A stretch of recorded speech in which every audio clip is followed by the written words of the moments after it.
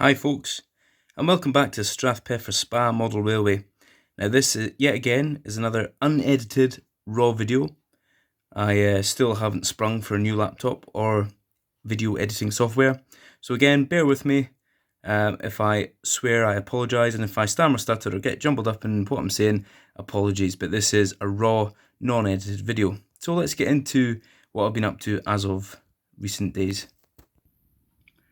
So I was recently at the Mid-Hants watercress line just at the weekend there, and I noticed that at their ash pits they had some safety barrier, and again apologies for the poor camera work, but on that safety barrier they had all their tools, and that's what I've tried to replicate here, where if we just look in close here you can maybe just pick out things like shovels and the long sort of fire poker type things they use for clearing out the fire boxes and smoke boxes when they're clearing the locals. Not only that, I've added one of the scale model sceneries sort of fire barrels, and I've wired it in. That's what I've just been doing this evening. And if I turn the right button on, it's over there, excuse my poor camera work again, there we go. And what you can see, it might look a bit bright on the camera, but what we've got is just a nice sort of glow of the timbers there.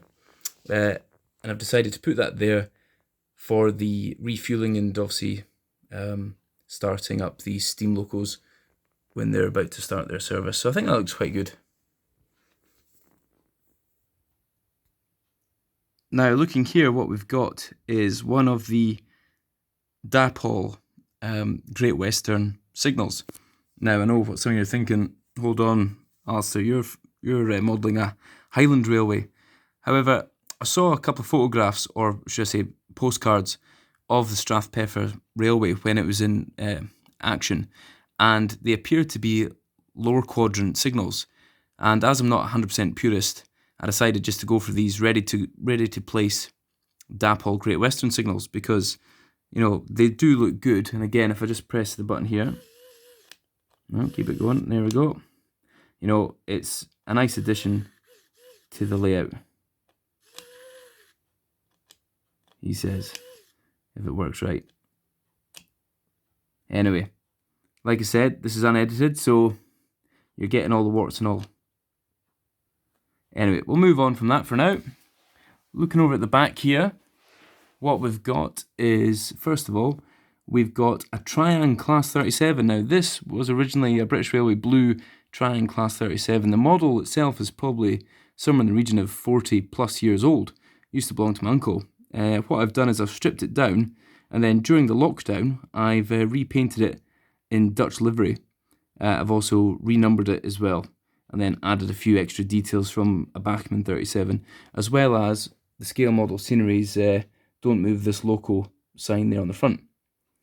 And that will be sort of semi-permanently placed there or in the shed as well. But what you can see underneath it in the inspection pit is I've added one of the Train Tech MIG welder lighting packs. Again, quite easy to install into the baseboard. Doesn't take too long, just a good read of instructions and off you go. And I'm quite happy with the results on this, and it just adds a little bit more sort of detail and interest into the overall scene. And we should just see it come back on. There we go. So I've got some welding gas cans, and I've got a MIG welder type thing to just place in around there as well, just to sort of add to the scene. And we'll get some TMD maintenance workers in about there as well. But very happy with that. Now looking here, this is another lockdown model that I've been working on, and it's an old Airfix LMS 4F, but it's actually been renumbered into British Railways numbers there just on the cab. And I had pretty much condemned it to death. I was going to strip it down and use it for spare parts to throw about the layout. But then I decided to just have a wee play about with it, and I stripped it all the way back down and started to repaint it, and then I weathered it, and then it started to look really good, and I was really happy again with the effect that I was starting to achieve with this locomotive.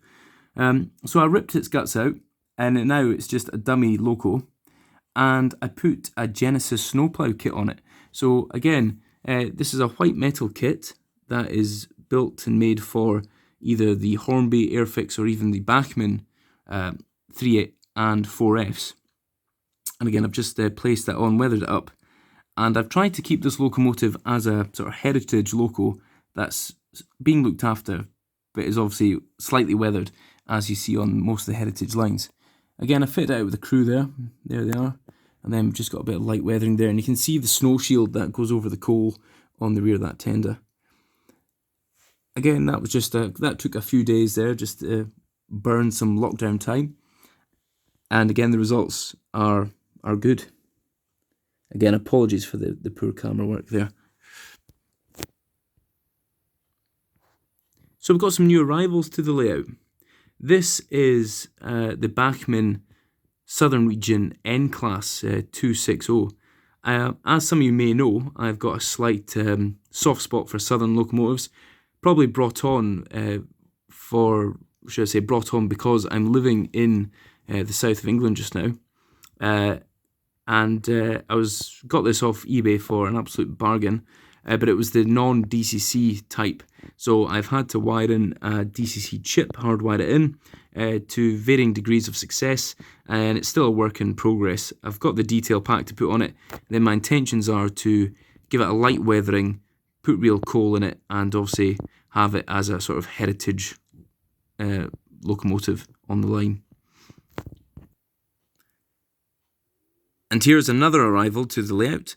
This is a Hornby LNER K1 in BR livery. I'm a big fan, mainly because this one was built in the North British Locomotive, or should I say the North British Rail Company up in Glasgow, and got a bit of a soft spot for Scottish locomotives and trying to build up a steady fleet of locos that were built in Scotland. So I decided to get a K1. My plan for this is to renumber it 62005.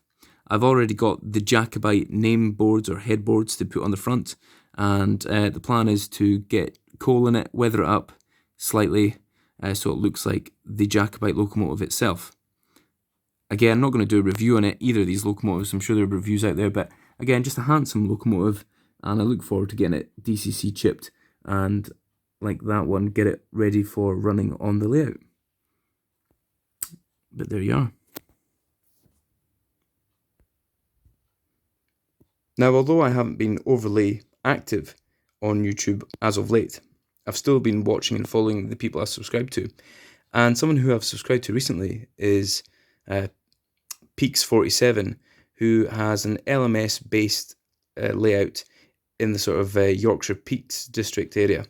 And he's actually a really good modeller. I like his have-a-go attitude, and he seems to have a go at anything and have, good results. And one of the things he done recently was add these to his layout. DCC Concepts power bus parts. Now this is a 2-pack bus suppressor, and your man at Peaks47 fitted them to his layout because he was having issues with his DCC chips on the Gauge Master Prodigy 2, which is incidentally what I run. And I was having a similar issue, especially actually with that N-Class there. And what would happen is I'd put the loco on the baseboard, and now and again the chip would be wiped, and it would go back to either 03, setting 03, or it would go back to just some random setting. And I'd sent the Gauge Master Prodigy to Gauge Master for, to have a look at it, and they sent it back saying it was absolutely fine. So I've taken Peak 47's advice. I've bought a pack of these, and I've installed one of them onto this end of the layout, just under there where the bus wire finishes for the DCC bus, and then the other one I will install onto the fiddle yard, which usually sits on that side of the layout, and we'll see how we get on with that.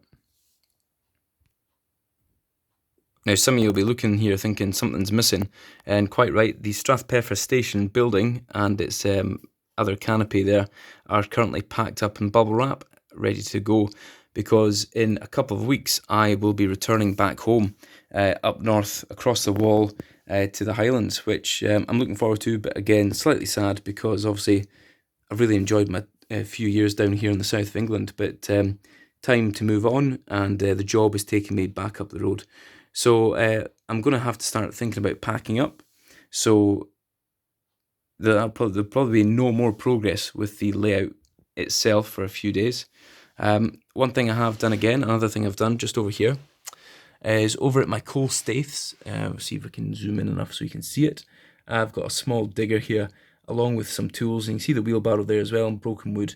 Now you'd have seen some of that on the last update I did, but I've now added the digger there as well, just to add a bit more interest for this area. Now this location is looking a bit bare, and I'm after some ideas. Like I said, I think I'm potentially going to put a car park in here, but if any of you have any sort of ideas or, you know, inspiration for what to put in this small corner, then feel free to just drop me a line and let me know what you're thinking. So I think that's it, and all that remains for me to say just now is, you know, thanks for watching. I hope you enjoyed the video. Again, apologies that it is just a raw video taken on the phone. Such as life. One day I will maybe spring a new laptop and some new video software. We'll wait and see what happens.